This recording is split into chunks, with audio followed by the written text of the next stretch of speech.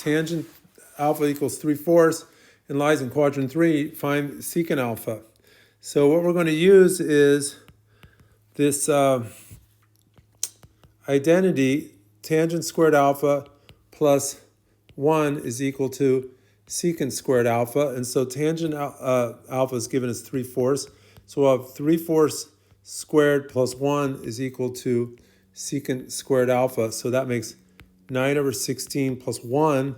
Well, let's get a common denominator of 16/16 equals secant squared alpha. So we have 25/16 equals secant squared alpha. Well, let's just keep in mind that secant alpha is equal to 1/cosine alpha. And now let's look at the quadrant where this angle falls in, where its terminal side lies. Well, it's in quadrant 3, and in quadrant 3, both cosine and sine are negative.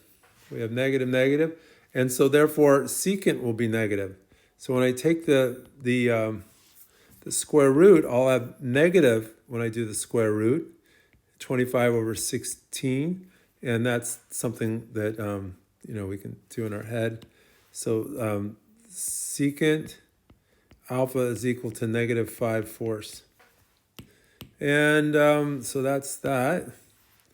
Now let's try another one where we have, well, this is an even odd identity. We're going to use that cosine negative beta is equal to cosine beta. So let's see, cosine negative beta is equal to cosine beta, and that apparently is negative 5/13. So that one was sort of a quick one, as long as you know the identity. Now, oops, why did I do that? Okay. Now, let's look at the next problem. We're going to use the odd identity that sine of negative theta is equal to negative sine theta. So we have that sine of negative theta equals negative sine theta, and that's negative, well, sine theta is given as negative 4/5, so the negative and negative make a positive, so we get positive 4/5. So that does that one.